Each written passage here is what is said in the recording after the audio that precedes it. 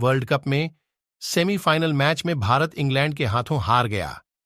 इस पर तमाम भारतीय क्रिकेट प्रेमी टीम को कोस रहे हैं और अपनी भड़ास निकाल रहे हैं। ऐसे में भगवान कृष्ण का जीवन चरित्र सहज ही याद हो आता है। मथुरा की एक कैद में माता देवकी के गर्भ से जन्मे कृष्ण ने अपने आचरण से मानव जाति के सामने कई ऐसे उदाहरण रखे जो जीने की राह दिखाते हैं।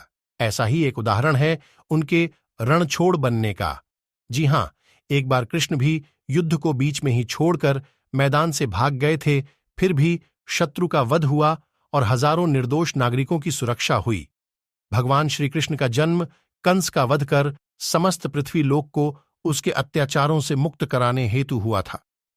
किशोरावस्था में ही वह गोकुल से मथुरा आ गए तथा दुष्ट कंस का वध किया। कंस की मृत्यु से दुखी उसके श्वसुर जरासंध ने एक विशाल सेना लेकर मथुरा पर आक्रमण कर दिया। इस आक्रमण में उसके साथ शिशुपाल और कालयवन जैसे शक्तिशाली राजा भी शामिल थे। जल्दी ही सेना मथुरा जा पहुंची और मथुरा की राजसभा में कृष्ण तथा बलराम को सेना को सौंपने का संदेश भेजा गया। इस युद्ध को टालने तथा मथुरा के निर्दोष नागरिकों को बचाने के लिए कृष्ण ने रातों रात वहां से सैकड़ों किलोमीटर दूर समुद्र में एक नई नगरी द्वारिका का निर्माण करवाया। अपनी माया से उन्होंने समस्त नागरिकों, उनके पशुओं तथा संपत्ति को नींद में ही नई नगरी में पहुंचा दिया।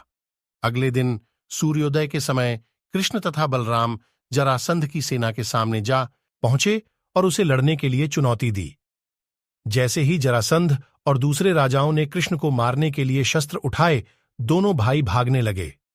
उन भाइयों के पीछे जरासंध तथा कालयवन जैसे राजा भी भागने लगे।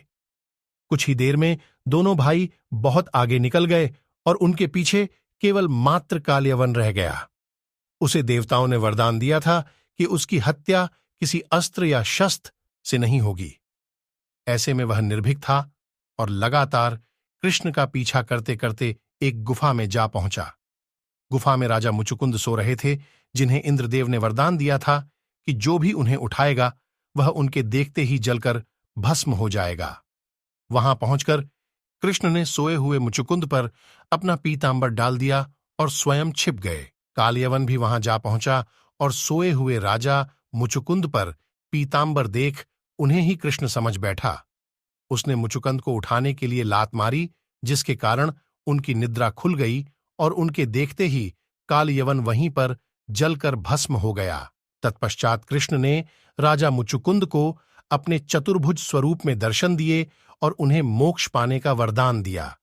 वहीं दूसरी ओर जरासंध और बाकी राजा पूरी तरह से खाली मथुरा देखकर वापस लौट गए।